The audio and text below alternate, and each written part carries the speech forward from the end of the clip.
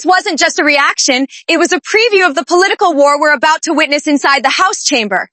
Senate Majority Leader Chuck Schumer took to the floor ahead of Donald Trump's State of the Union address and made it clear Democrats are not expecting unity. They're expecting spectacle. When Trump signaled that he plans to speak for a very long time, Schumer responded, "God help us." That line immediately went viral. But the substance behind it is where things get serious. Schumer accused Trump of creating, not inheriting, economic chaos. He argued that high costs are still hammering Americans, and he directly blamed Trump's tariffs for fueling confusion and financial strain. He framed the moment with 3 words: cost, chaos, corruption. The quorum be dispensed with? Without objection. Well, Mr. President, we're in for a long, tedious, and exhausting night as Donald Trump is set to deliver his 4th State of the Union address. Donald Trump said yesterday he's going to talk for a very long time tonight. God help us. I'm not sure what he thinks there is to celebrate, because America, in short, is a mess, thanks to him.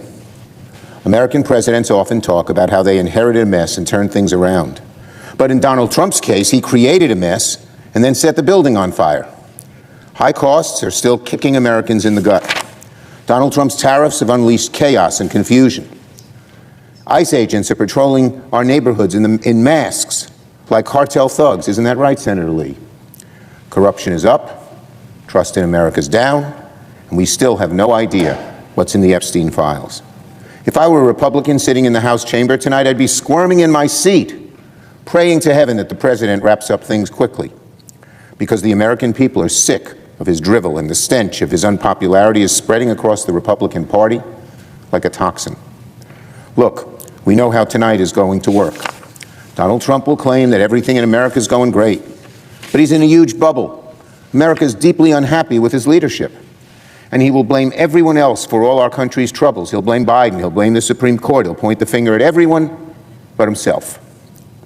Tonight, the American people will see a president whose ego does not let him see reality. And what is that reality? I'll give you 3 words: cost, chaos, corruption. That's the reality of Trump 2.0.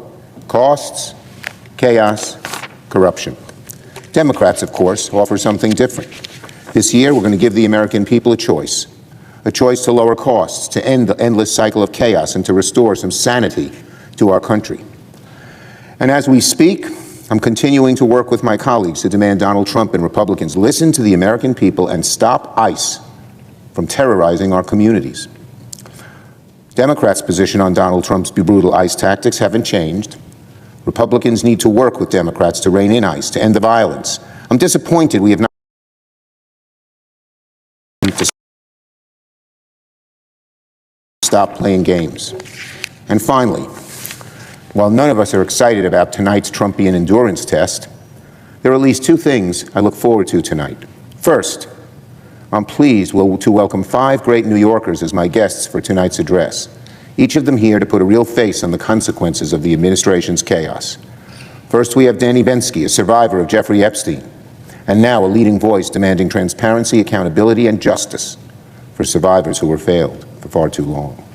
Second, I'm pleased to welcome Reza Contreras, a mother whose son Dylan entered the U.S. legally but who was still detained by ICE.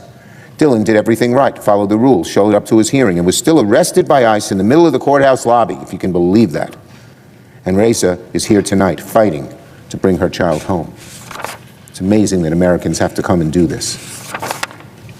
Third, we have Gerold Keogh, a union construction worker on the Gateway Tunnel project who lost his job thanks to President Trump's cruel decision to cut off funding to this project. Fourth, Alexandra Fernandez joins us, a Long Island iron worker whose offshore wind job has been thrown into limbo again and again because of Trump's irrational, stupid hatred of offshore wind. And finally, we have Ben Pearson, a Rochester small business owner who was forced to lay off more than a quarter of his workforce. Hardworking people. He liked to pay them. They did good work because of Donald Trump's tariffs. To each of my guests tonight, you make New York proud, and thank you for being here. Your presence is the reminder America needs of the real-life harm that Trump's agenda has done to our country. Finally, there's one more thing I'm looking forward to tonight, listening to my good friend, Senator Padilla, who will offer Democrats a Spanish-language response. His story, what he's gone through in the past year after being assaulted by federal agents, and his larger story of how his family built something of themselves in this country is inspiring and admirable. I thank Senator Padilla. I thank Governor Spanberger as well, and thank all Democrats who will spend time tonight correcting the lies that will waft out of the House chamber from Donald Trump's mouth tonight. That's not accidental messaging.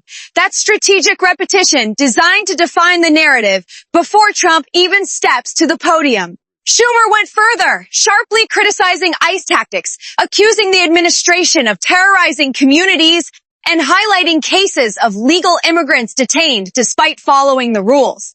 He also pointed to transparency issues, corruption concerns, and lingering questions about the Epstein files, signaling that Democrats intend to keep pressure on multiple fronts. But here's the broader strategy at play.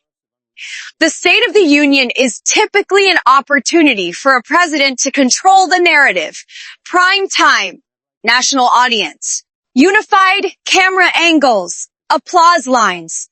Schumer's speech was designed to pre-bunk that narrative. He essentially told the country, don't believe the sales pitch you're about to hear. He predicted Trump will claim everything is going great, that he'll blame Biden, blame the courts, blame everyone else. And Schumer argued that what Americans are actually feeling is economic strain and political instability.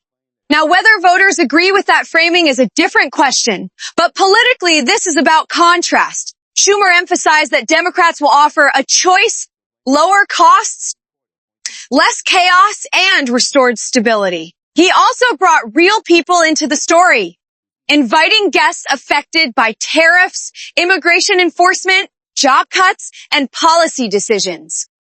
That's visual politics. It humanizes the critique. The takeaway, tonight's State of the Union isn't just a speech. It's a battlefield. Trump will attempt to project strength and success. Democrats are positioning him as chaotic and disconnected from everyday Americans. And Schumer's God help us wasn't just a joke. It was a signal that this speech could deepen, not heal, the divide. The real question now is simple. Will the American public see leadership, or more of the same partisan firestorm? Because in today's political climate, even the length of a speech becomes symbolic.